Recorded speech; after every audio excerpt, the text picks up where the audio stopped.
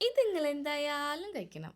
ഒരു രക്ഷയില്ലാത്ത ടേസ്റ്റാ. ഇതാണ് നമ്മളെ അഫ്ഗാനി ബീഫ് പുലാവ്.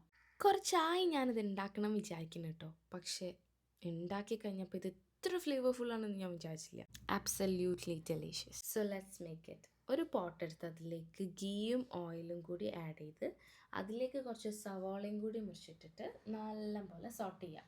നല്ലൊന്ന് കുഴഞ്ഞ് വരണം കേട്ടോ സവാള. ഇനി കുരുമുളകും ജീരകവും മല്ലിയും കൂടി ഒന്ന് പൊടിച്ചെടുത്ത് അതിലേക്ക് ഗരം മസാലയും കൂടി ആഡ് ചെയ്ത് മിക്സ് ചെയ്ത് മാറ്റി വെക്കുക. ഇതാണ് നമുക്കിതിലേക്കുള്ള മസാല പൗഡർ.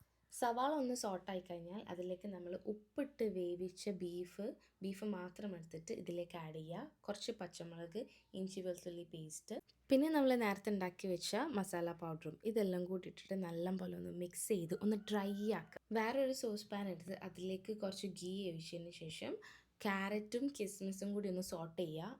എന്നിട്ട് അതിലേക്ക് ഒരു സ്പൂൺ പഞ്ചസാരയും കൂടി ആഡ് ചെയ്യുക. ഇത് നമുക്ക് ദമ്മിടുമ്പോൾ ആവശ്യത്തിനാണ് കേട്ടോ. ഇനി നമ്മൾ ബീഫിലേക്ക് വെള്ളവും ബീഫ് സ്റ്റോക്കും കൂടി മിക്സ് ചെയ്ത് ഒഴിക്കുക. പിന്നെ സോക്ക് ചെയ്ത് വെച്ച് അരിയും. ഞാനിവിടെ 3 കപ്പ് അരിക്ക് 5 കപ്പ് വെള്ളമാണ് കേട്ടോ ആഡ് ചെയ്തത്. ഇതിലേക്ക് ലെമൺ ഒന്ന് സ്ക്വീസ് ചെയ്തും കൂടി ഒഴിക്കണം. റൈസ് ഒന്ന് കുക്കായി വന്നാൽ നമ്മൾ ദമ്മിട്ട് വെക്കുക.